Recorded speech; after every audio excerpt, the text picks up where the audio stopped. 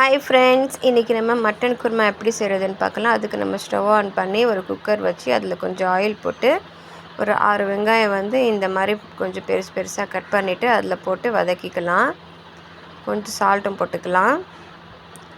அது நல்லா இந்த மாதிரி கலர் கொஞ்சம் லைட்டாக சேஞ்ச் ஆனதுக்கப்புறமா அதை ஆற விட்டுட்டு ஒரு மிக்ஸி ஜாரில் போட்டு கொஞ்சமாக கேஷ், அதுக்கப்புறமா 2 பச்சை மிளகா, அதுக்கப்புறமா கொஞ்சம் சோம்பு, கொஞ்சம் ஜீரகம் எல்லாமே போட்டு இந்த மாதிரி அரைச்சி எடுத்து வச்சுக்கலாம். அதுக்கப்புறமா மறுபடியும் அதே குக்கரில் ஸ்டவ் ஆன் பண்ணி குக்கர் வச்சு கொஞ்சமாக ஆயில் போட்டு கிராம்பு போட்டு அதுக்கப்புறமா 2 டேபிள் ஸ்பூன் இஞ்சி பூண்டு பேஸ்ட்டு போட்டு கொஞ்சம் நேரம் இந்த பச்சை வாசனை போகிற வரைக்கும் அது ரெடி பண்ணிக்கலாம். அதுக்கப்புறமா அதில் மிளகாத்தூள் 1 ஸ்பூனு, தனியாத்தூள் 2 ஸ்பூனு, கொஞ்சமாக மஞ்சள், அதுக்கப்புறமா பெப்பர் ஒரு ஸ்பூனு எல்லாமே போட்டு அதிலே நல்லா மிக்ஸ் பண்ணிக்கலாம்.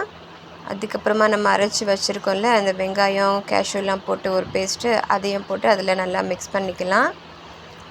அதுக்கப்புறமா மட்டன் ஒரு 1/2 kg மட்டன் அதில் போட்டு நல்லா மிக்ஸ் பண்ணிக்கிட்டு 2 கிளாஸ் தண்ணி போட்டு அதுக்கப்புறமா சால்ட்டு 1 ஸ்பூன் போட்டுக்கலாம். உங்களுக்கு காரம் அதிகமாக வேணும்னா நீங்கள் மிளகாத்தூள் இன்னும் 1 ஸ்பூன் எக்ஸ்ட்ரா போட்டுக்கோங்க. நாங்கள் கம்மியாக சாப்பிடுவோம், அதனால தான் கம்மியாக போட்டேன். அதுக்கப்புறமா குக்கர் மூடிட்டு ஒரு 10 விசிலுக்கு விட்டுடலாம்.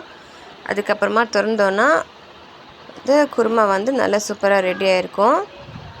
மேலே கொத்தமல்லி போட்டோன்னா சூப்பரான மட்டன் குருமா ரெடி. நீங்களும் ட்ரை பண்ணி பாருங்கள் ஃப்ரெண்ட்ஸ். வீடியோஸ் பிடிச்சிருந்தா சப்ஸ்கிரைப் பண்ணுங்கள் ஃப்ரெண்ட்ஸ்.